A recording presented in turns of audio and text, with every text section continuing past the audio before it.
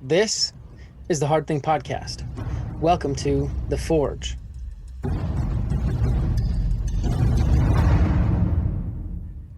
Welcome back to another episode of the Hard Thing Podcast. This is The Forge, where we put ourselves to the test doing hard things in an effort to give you an example of what it looks like and to inspire you to do the same. I'm here, your co-host, Justin Lewis, with other co-host, Ty Crockett. Ty, how are you doing today?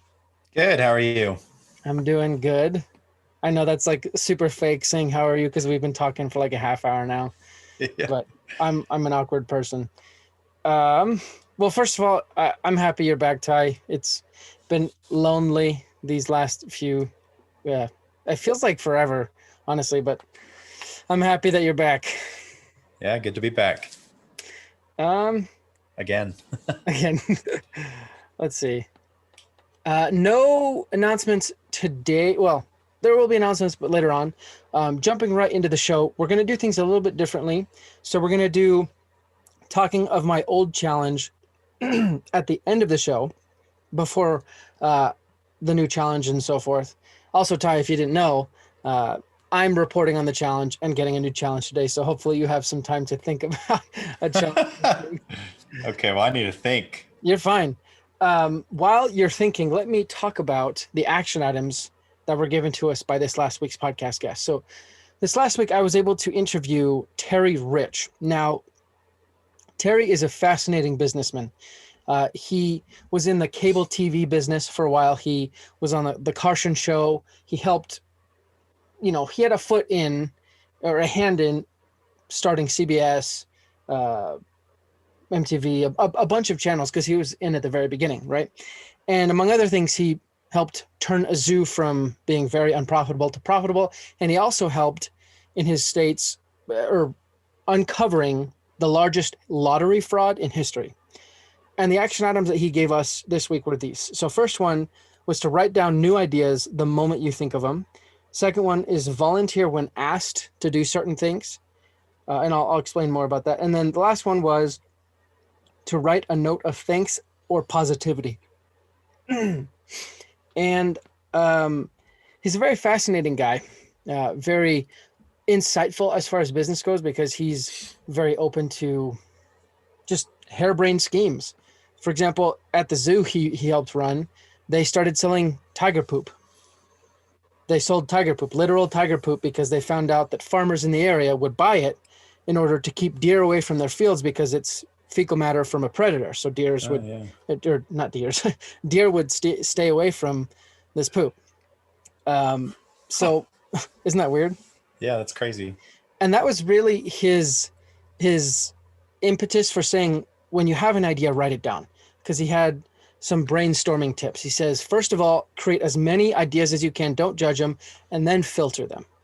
And so for our audience, if you can't see me, I'm holding up a notebook. I use this notebook every single day. I write down to-do lists, workouts, even when I wake up, just to make sure I wake up at that time, because we all know waking up is hard as it is. No, you'd be surprised how useful it is just to be like, tomorrow I'm waking up at this time. And that kind of helps me get out of bed. Another reason you should write down ideas right when you get them is because by writing them down, it helps you remember. There's been so many times where in the middle of the night, I've gotten up and, felt my way through the dark room to find some sort of light so I can find my notebook and write down this idea that I had for the podcast or whatever, because if I don't write it down, I'll lose it. And in the morning, I've gone back and seen what I've written down, and it's like super sloppy. I can barely read it, but I exactly know what it is just because I wrote it down. You know what I mean? Right. Yeah. Well, especially when you're going to bed, because, I've had several ideas when I'm like about to fall asleep and I'm like, I'm so tired. I'm not going to write it down. I'll remember tomorrow. And then you wake up and you don't remember. And that's probably happened to me without me knowing it, where like, even in the middle of the day, I'm like, oh, there's this idea. And then the next day I forgot, and I'll never have it back. Yeah. And that's frustrating. So I wonder if there's a way for those tech people out there, maybe there's a way you can like tell Siri how to take memos or something like that, where you can just say the idea, and maybe that might be a good option as well. Yeah. No, I'm pretty sure you can do that already. For those of you who have like Alexas or Google Homes, that might be what you want to do instead. Yeah, but then Google steals all your ideas. Oh my gosh. Like, would Yeah, it's they? disgusting. Dude, I don't know, but I wouldn't put it past them because like they're probably, listening to everybody's conversation. Well, they're definitely listening to everybody's conversation. Freaking And heck. then like they maybe have some AI to pick up on like different ideas when people are talking about like inventions. It's like, Yeah. oh, keyword invention. Let's take that idea. And then they do it. That's how they came up with Gmail. And actually, Gmail, this is like a super rabbit hole, but like Google has all of the Gmail content, Yeah. every freaking thing that passes through Gmail, Google already has in their back pocket. And every search and everything, dude. It's freaking scary. We've talked about this know. before, but it's frightening. Yeah. Dude, speaking of frightening, I know this is like a huge tangent, but like we haven't had a chance to like really talk about the state of things in our country. I don't know about you, but like, what the heck is going on? I'm just tired of it, man. Like, let's just move on, especially this impeachment stuff that's going on right now. Dude, Like, seriously. it's purely like, Kabuki theater. well, yeah. I mean, it's like there's no reason to do it. Like, who cares? Trump is gone. Like, what are you gonna do? You're gonna impeach him? Okay, yeah. Yeah. Maybe he can't. Maybe he won't be able to run in 4 years. But even in 4 years, if he did run, then it's only 4 years. Like, more that they have to deal with him. I mean, it's like, get over it. Yeah. And also he didn't do anything. The whole, at least from my opinion, the whole insurrection, right? The people, what's it called? What are they? Insurrectionists, the instigators. Yeah. Well, the people that went in, like, what are they calling that? Like they're infiltrating the Capitol. I don't know. The people that did that, they were doing it while Trump was speaking. And I've listened. I mean, even in the trial today, I don't know what it's called, where they were talking about. I think it was impeachment hearing. Yeah, but it's not even impeachment yet. Like they're just saying whether this is constitutional or not, which, in my opinion, it's not. But that's beside the point. Even some videos that some of the people that were trying to impeach him or that want that to happen, they were showing some videos to like prove their side. And like Trump was clearly saying like, go out and fight peacefully or something like that. But he used the word peacefully. And like, he never said like, go infiltrate the Capitol. He never said anything like that. So I don't understand it. To me, it just feels very political. One thing that really bugs me, and I know this isn't like a political show, but like impeachment, the purpose of impeachment is to remove someone from office, right? It's a political process. And it's to do that in order to try them, specifically the president, because no standing president can be tried, right? For criminal, whatever. I don't know the exact laws, but you impeach them, take them out of office, and then you can try them. So to me, it's like, well, he's already out of office, and I know you're trying to impeach him to bar him from future political office or whatever. But if you want, if he's culpable and you think he's culpable, you have a moral obligation to try him criminally, right? If you think he did something criminal, which is what a lot of people are saying, then you need to take that evidence to a court and try him criminally. Gosh. Which that's what people can do now, but they want to impeach him because it's just this whole political show. And it's like, if you don't want him to run again in 3 years, then pick a really good candidate, not like Bernie Sanders, not like Joe Biden, not like freaking Hillary Clinton, someone that the people actually care about and love. And, but anyways. Well, and the other thing is like, if Congress or the Senate ends up impeaching him, well, okay. If they don't want him to run in 4 years, like why? The thing that bugs me is if he runs in 4 years again and he wins, that's the will of the people at that point. Yeah. And so it's like they're removing that as an option, and that just seems a little bit like it's like sore winners almost. Well, because I know it's so weird. It's like they won. Like, why can't they just let us live our lives? Yeah, it's freaking. I don't know. The more conspiracy theories just in my mind. It's like, no, I don't believe that. But it's like, but maybe, you know what I mean? Well, to me, okay, dude, I don't even care about Trump necessarily. Right. Like I liked a lot of stuff that he did. There was a lot of stuff that I didn't like, but like, I don't care really, because there's always going to be another person that we can look to try and become president, whatever. Right. Yeah, like yeah. To me, it's more about like what I do in my personal life and how you and I interact and how I interact with other people. And I don't know. I just think that people put way too much weight into the presidency. That's a really good point. And actually, on that note, here's an interesting question I've been thinking about for myself, but I want to hear your take. Would you ever consider doing local politics, like extremely local politics? I actually have been thinking about it. There's a guy, I can't remember his name, Matt Brainerd, maybe. I don't know. Sounds like the right name. Anyway, the person I'm thinking of, he's doing like webinars and stuff where people can like learn how to lobby their own government, like their state government. Wow. And how people can like actually get involved. And that's one thing that I think I'd be willing to do, because I guess I've just never known how to do it. And so I've never done it. But if there was an easy way for me to like lobby, or I don't know, for what I want, what I want is just more freedom for more people, you know? Yeah. Yeah. So maybe there's a business idea, kind of circling all the way back to what we were talking about, you know? Yeah, let's write this down. Write down my idea. Like if someone could figure out some sort of innovative way that involves technology that isn't censoring in any way, to allow, you know, normal people to be able to lobby their own representatives, maybe that'd be a cool thing. Yeah. Now, the second item he talked about, the second action item, is something that you and me have actually talked about before. It's basically the idea of it's more in work environments where you volunteer to do things, but I think it can go, you know, just beyond that, just being open to opportunity, because opportunity often does look like hard work, as I think it was Thomas Edison said. And it's the idea of when someone has something or has a need, you volunteer to do that, you know? It's not even, see,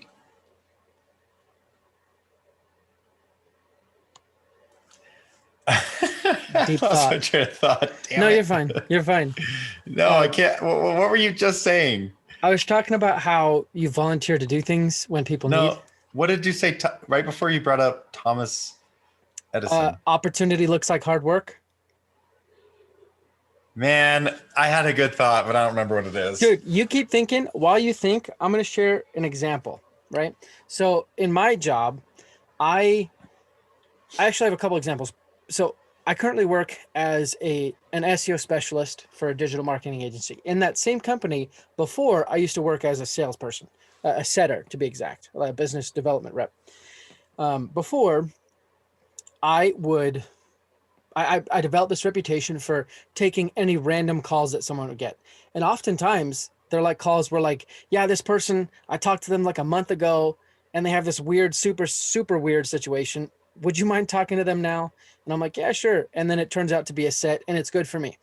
In my current position, my boss, whenever he needs something extra done or something done in a time crunch, he like reaches out to me, right? And just this last week, he reached out and was like, hey, the CEO's sister-in-law just started up this new business. So would you mind doing XYZ for this, you know?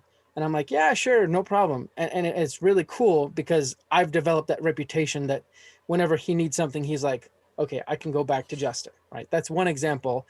Obviously it's work, but again, this applies everywhere. Like think about how you could apply this in your family relationships or your spiritual relationships, like or your church congregations or so forth.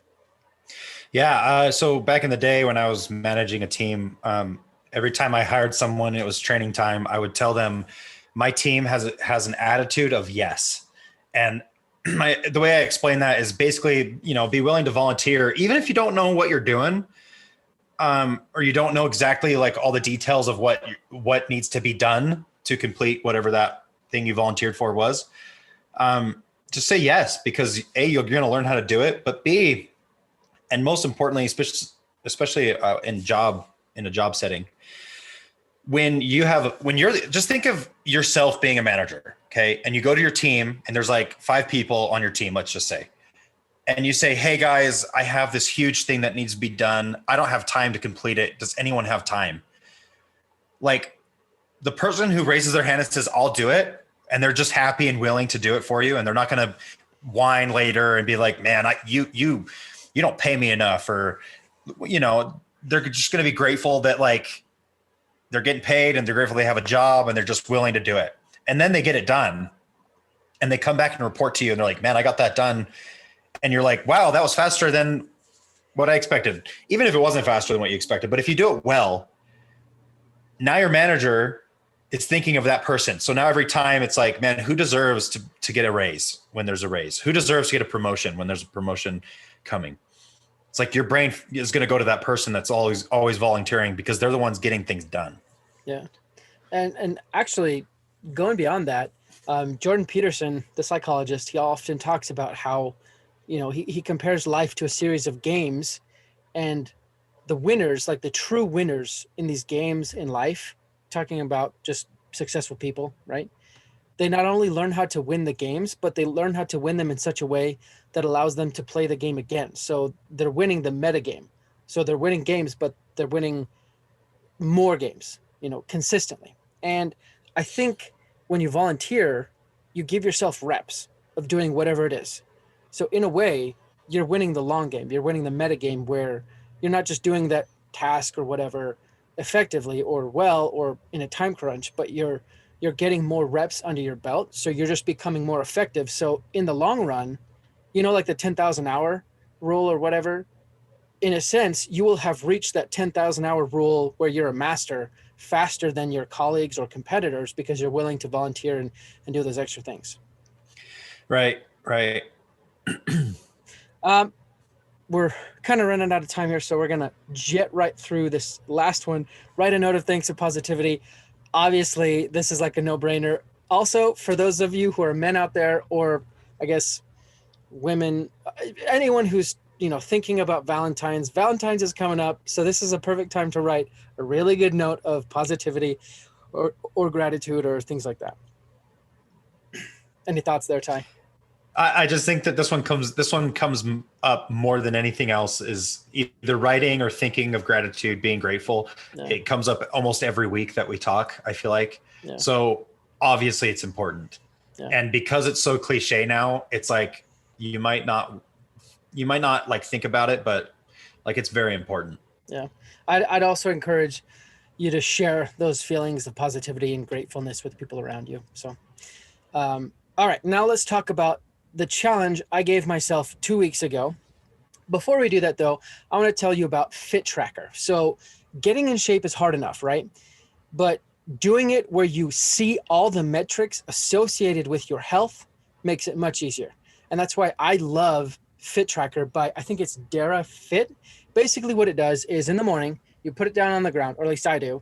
And with your bare feet, you step on, and then you see your weight calculate, right? And then after that, you scroll down and you look at your body mass index, your basal metabolic rate, your fat percentage, bone mass, muscle percentage, protein rate, just all these not random, but all these numbers that really give you a better indication of how you're doing health-wise. So I would highly encourage you to go check out Fittrack. And if you want, there's a link in the show notes below that you can click. It'll take you right there. Go get healthier today. Simple as that. Now, let's talk about the old challenge I gave myself. Now, Ty, I don't think I told you this. What? I know it sounds stupid. The challenge I gave myself. It was a good challenge. So I have been thinking a long time about the Hard Thing podcast, right? And the challenge was, or I guess more background information. I want to give our listeners better resources. And I thought, well, I'm giving them this podcast. I'm giving them blog posts very rarely on the website, admittedly. I'm giving them some content on social media. What else can I give them? And I thought, well, having access to professionals in these fields, in these industries would be amazing. So I have added a new section on the website. It's you just go on the website and it says Overcome Average. That's the tab.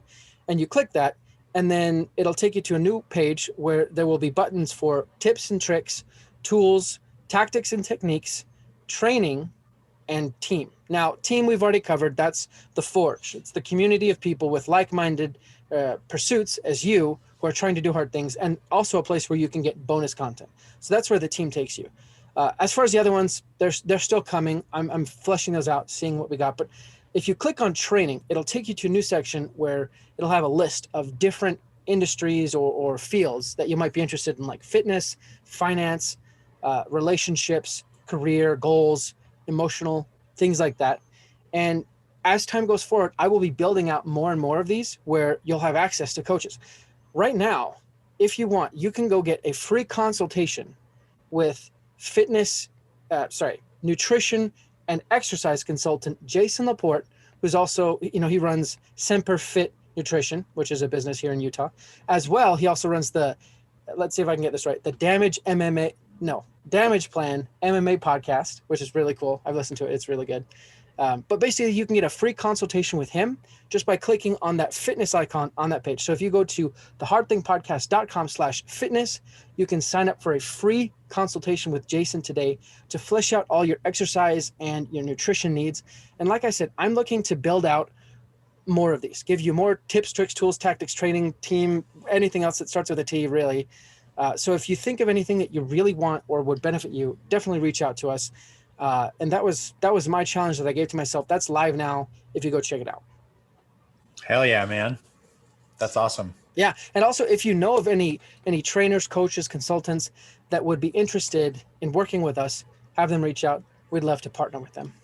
So Justin right now is taking on the challenge of building an entire network of people who are willing to help one another, essentially for free is what it sounds like. Obviously, some of these might turn into business opportunities for some people, which that's kind of the point as well. It's like, that's how you help each other. Right.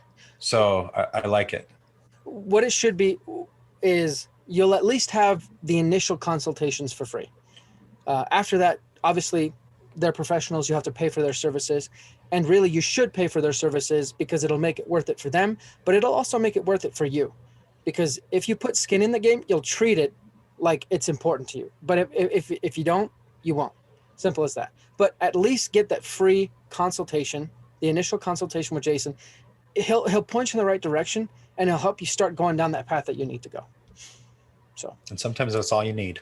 Yeah, sometimes. But oftentimes, you'll probably need more. Only you and the coach or trainer or consultant will be able to figure that out. Cool. Now, Ty. Oh, wait. Yeah. Before we get to that, we talked about the Forge. I want to talk to our audience about Operation Underground Railroad. Actually, Ty, do you want to talk to them about Operation Underground Railroad? Yeah. So Operation Underground Railroad is an amazing organization. And a couple years ago, I thought I had signed up for a monthly subscription, donation, I should say, to give them $25 a month, right? So like just a couple days ago, I got an email from them saying, thanks for your $25 donation. And I realized I had signed up for an annual 25. So that's something that I do want to increase. But you can, the Hard Thing Podcast is trying to raise money to help support Operation Underground Railroad and really expose what they're doing, because it's really helpful. And what they're doing is helping those children who are in sex trafficking, who are basically slaves.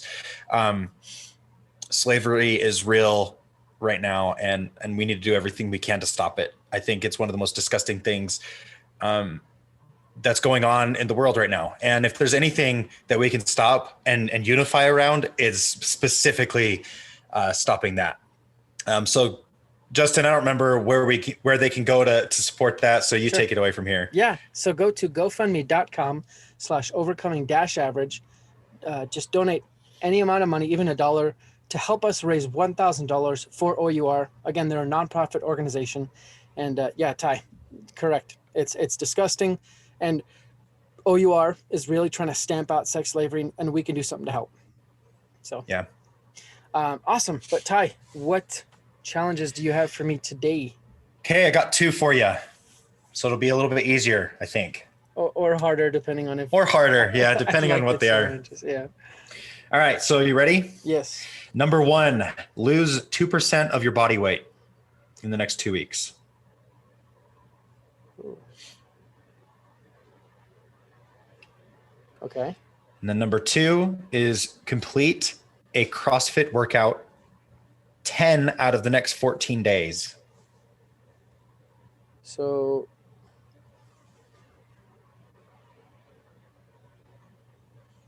okay. And how would you define CrossFit workouts? There's websites that you can go on. I can share them. Have you heard of Fight Camp? No. Okay. Basically, it's like boxing type workouts, but imagine, let's say there's 8 rounds, and in each round there's 3-minute workouts with 30-second intervals within the 3 minutes. Would that be considered a CrossFit workout or? No. Okay. Complete a CrossFit workout 5 out of the 7 days for 2 weeks. So times that by 2. Yeah. Let's see. Or lose 2% body weight. Okay. What are you at right now, by the way? Dude, it's stupid. I'm like at I'm at 20. Last I weighed myself, I was 203. So you know how you like fluctuate like even like half a pound or like a quarter of a, like 1.1 of a pound, right? Yeah. I weighed myself like 4 days in a row, and I was the exact same number for 4 days. Jeez. Which actually makes me think maybe you're not supposed to weigh yourself every day in a row. But. Well, I think that weighing yourself, if you're trying to lose weight, I think that weighing yourself can be equally beneficial as it can be a detriment because but for example, the first couple months, first like 3 months of me trying to lose weight, like was awesome. Every single day I lost like something, you know? Yeah. And then the last 3 months, it was like really demotivating because it's like, oh, I'm the same as I was at the beginning of the week. Yeah. So, but yeah. What are you doing? Are you still doing calorie counting? I'll be honest. I am not very disciplined on that. And it's like, I feel so bad. It's hard to do for sure. Yeah. I decided to start doing it this week. Yeah. So yesterday and today. And I mean, I did a pretty good job yesterday, and today I've done actually a really good job. I'm trying to do 1,500 calories. So, yeah. Do you count like, what's it called? Your activity? Does that play a factor? Like, do I track it? Yeah. Oh, sorry. When you say, okay, sorry. Activity meaning like my physical activity, or activity meaning like, okay. No, I don't track my physical activity. No. Maybe I should try that. My theory, and this is not just mine, but it's kind of an aggregation of other people's theories I've heard. But my idea is like your body is going to meet the total sum of what you're doing. So right. The total sum of your calories plus your workouts plus the food that you're eating, like the types of food.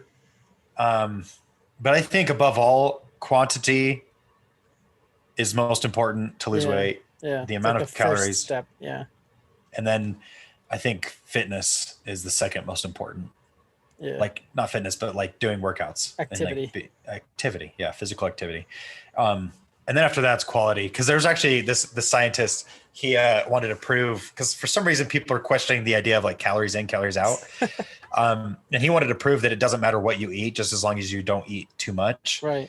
As far as weight goes, right? Right. Not necessarily health. Like subcutaneous fat, I guess, is a way to say, or visceral fat. Maybe that's a better way to say. Yeah. Well, and the thing is like the fatter you are, the more unhealthy you will be, the more disease that you will end up getting, the more susceptible you will be to disease. So in a way, it's like eating less automatically makes you healthier, even if you're eating crappy food. Right. But that doesn't mean that you're like super, super healthy, right? Right. But this guy, he set out, he was only going to eat Twinkies and like junk food for I don't know how long, but he was keeping his calories low, even though he was eating like all these Twinkies and So stuff. it's like eating like 2 a day. Yeah, and he was still losing weight, and that's how it works. So, because whatever you put in is what your body builds off of, and that's what matters. So, anyway, that was a tangent. So, Justin, 1 or 2? You want to lose 2% body weight or complete a CrossFit workout? 10 out of 14 days. I'm gonna complete. I knew it. CrossFit workout. I'm probably saying this, and then like the day one after the workout, I'm gonna be like, like crying because I don't want to do it anymore. Yeah, I'm gonna do the CrossFit one. Let's see. Okay, and that starts tomorrow, right? Yep. Cool.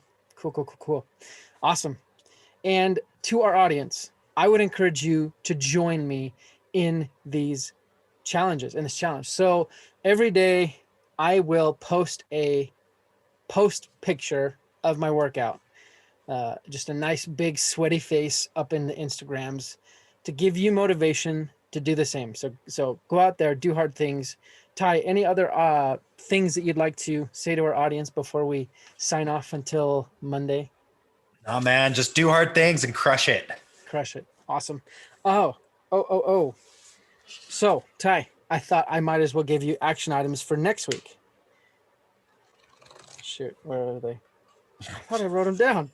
Okay, let me pull those up real quick. On Monday, for those of you, our audience, I'm actually going to have Tab Pierce on the show.